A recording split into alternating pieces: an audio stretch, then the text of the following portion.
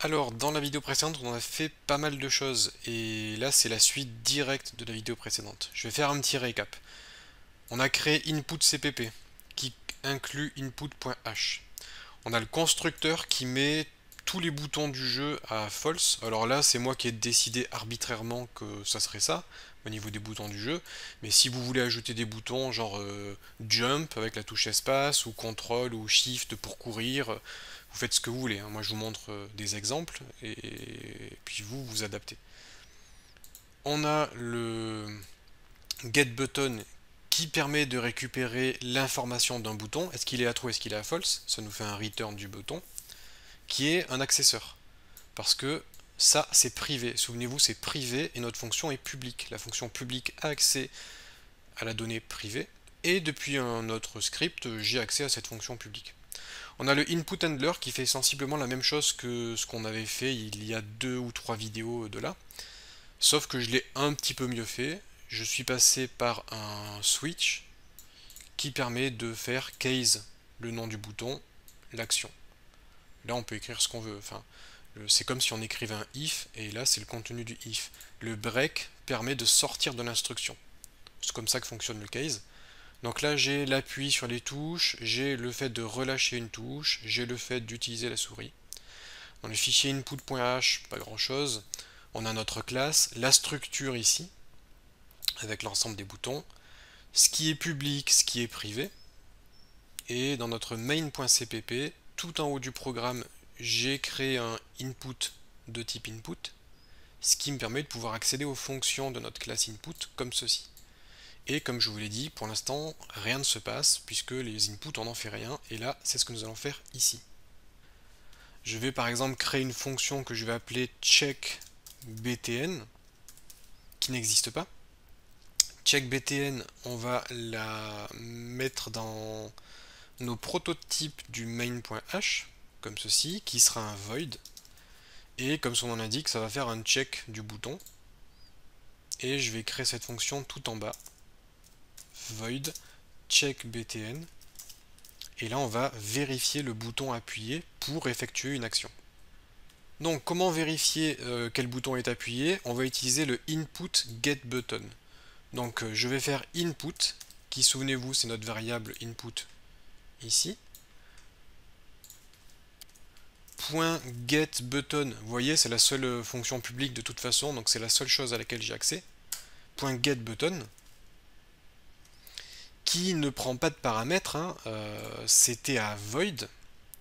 En revanche, c'est quelque chose de type, enfin qui nous retourne un bouton. Bouton, c'est une structure avec plein de valeurs, left, right, up, down. Donc ce que je peux faire ici, c'est input get button, qui nous retourne toute la structure, tous les boutons. Mais moi, si je veux tester par exemple left, je fais left. Et là, je récupère l'état du bouton left. Si je fais juste point, vous voyez que ça me suggère tous les boutons possibles. Donc là, ce que je peux faire, c'est englober ça dans un if. If input get button left est égal à true par exemple. Donc si on a appuyé sur, enfin, si le bouton est à true pour l'instant, je vais faire un set text que je vais mettre à left, et ça on l'a déjà vu ensemble.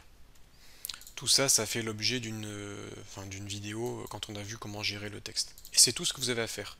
Grâce à ça, vous savez maintenant si le bouton est à true ou à false, et du coup on fait le set text.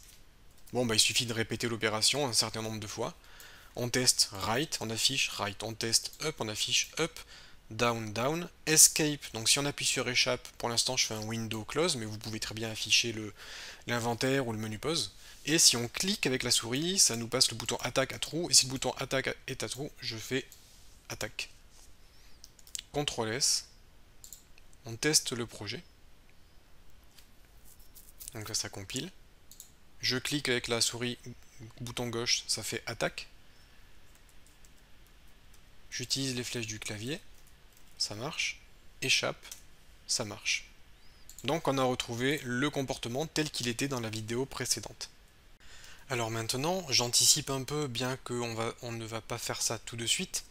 Imaginons que l'on veuille contrôler, par exemple, la position d'un personnage à l'écran par rapport à l'utilisation des flèches du clavier. En imaginant que notre fenêtre ce soit ça et que notre personnage se trouve ici au départ, on va dire en position 0, 0. Si on appuie sur la flèche de droite, je veux aller dans ce sens-là. Donc je veux augmenter la position sur l'axe X du personnage, puisque là c'est l'axe X, et là c'est l'axe Y. Et si j'appuie sur la flèche de gauche, je veux que mon personnage retourne ici. Sachant que là ça correspond à 1, et par exemple, si notre fenêtre fait 800, ici ça correspondra à 800. Donc on va vouloir déplacer notre personnage de gauche à droite comme ça. Alors pour cela, ce qu'on pourrait faire, c'est gérer ça du côté des touches gauche et droite, mais on pourrait, tout en haut de notre programme ici, stocker, alors je vais faire exemple de valeur position, axe X. Donc ça correspond à gauche, droite. On va créer une variable float, donc une variable à virgule flottante, ou peut-être par simplicité je vais faire un int. Allez, par simplicité je vais faire un int, on va rester sur un nombre entier, et je vais l'appeler poseX, et je dis qu'elle est égale à 1 par exemple. Par défaut, mon personnage sera en position 1. Cette valeur-là, on va la modifier. Donc CTRL-C. On va la modifier ici. Si j'appuie sur left, c'est gauche.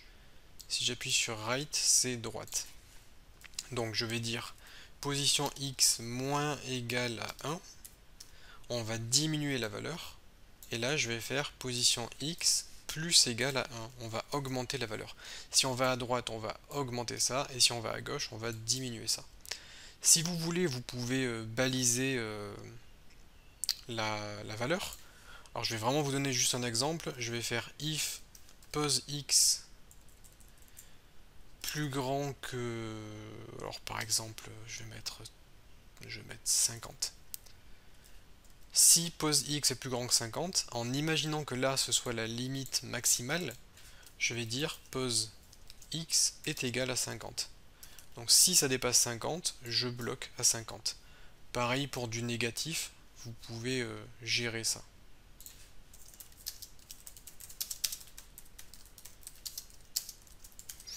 Donc voilà. Maintenant j'aimerais bien pouvoir afficher la valeur de position X ici. Donc il faudrait que je fasse set text, et là j'aurais bien aimé mettre poseX.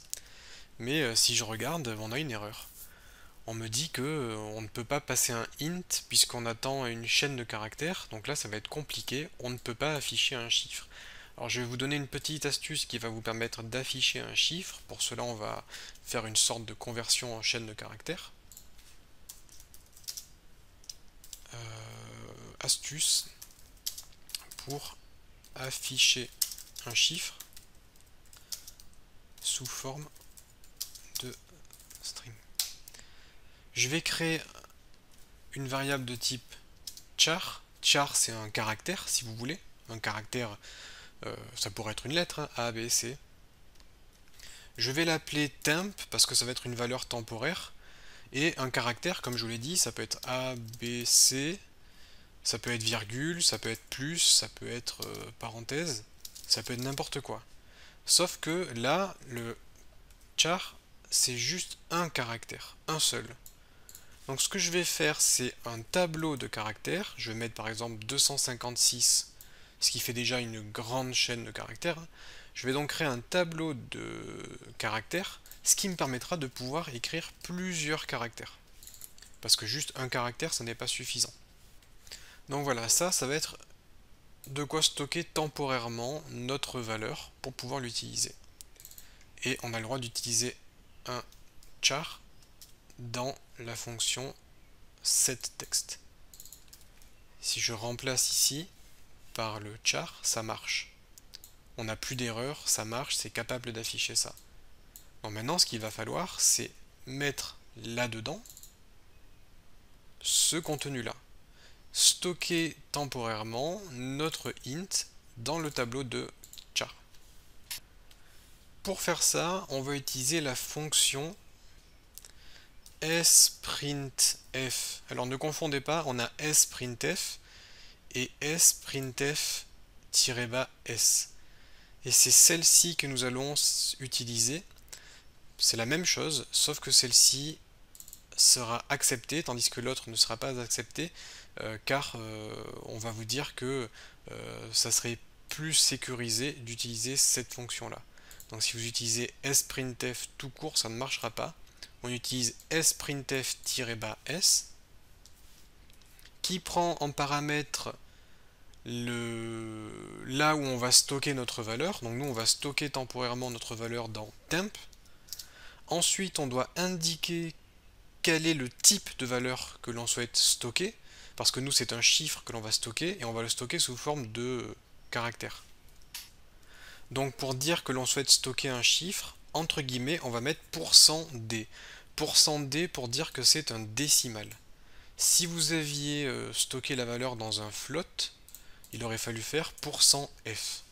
Donc nous c'est un décimal, je mets %d, virgule, et le troisième paramètre de cette fonction, c'est tout simplement position sur l'axe x, qui est notre variable, et on va temporairement stocker la variable là-dedans, puis on va afficher ça à l'écran. Je vais copier tout ça, et je vais le coller en dessous. Alors je vais faire exprès d'enlever le -s pour vous montrer qu'on va avoir une erreur. Bon là j'ai pas d'erreur qui apparaît, mais je lance le programme, je pense que ça devrait planter. Voilà, là on me dit qu'il y a des erreurs, et on me dit que sprintf c'est une fonction qui peut être unsafe, donc pas suffisamment sécurisée. Pensez plutôt à utiliser sprintf-s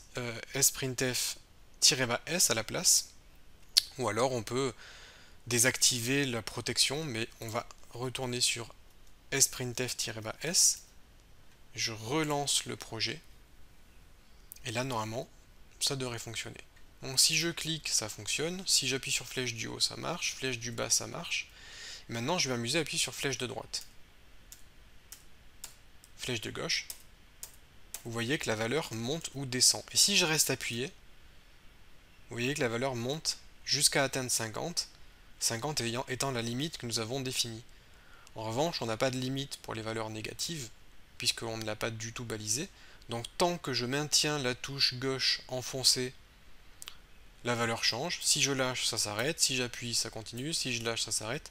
Donc grâce à ça, vous allez pouvoir programmer le mouvement d'un personnage et lui définir sa position sur l'écran. Vous allez vraiment pouvoir définir sa position sur l'écran grâce à cette petite astuce-là. Et évidemment, moi j'ai mis 1, mais on aurait pu mettre 10 pour la vitesse de déplacement. Et si on met une vitesse de 10, ça sera beaucoup plus rapide puisque ça se déplacera de 10 par 10. Comme vous pouvez le voir, là c'est beaucoup plus rapide. Donc là on est déjà à moins 6000, moins 7000, donc c'est très rapide. Vous allez pouvoir comme ça créer une variable vitesse du personnage, ce qui vous permettra de justement stocker cette vitesse et de pouvoir ajuster la vitesse en fonction de votre jeu. Donc voilà, j'appuie sur échappe pour quitter l'application et tout fonctionne.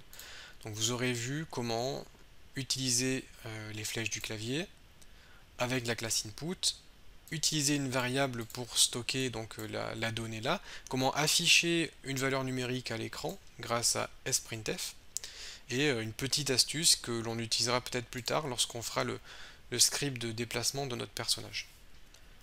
Voilà pour ce que j'avais à vous montrer dans cette vidéo. Je vais m'arrêter là au niveau des inputs, en tout cas pour le moment, et dans la prochaine vidéo on va continuer notre découverte de la SFML.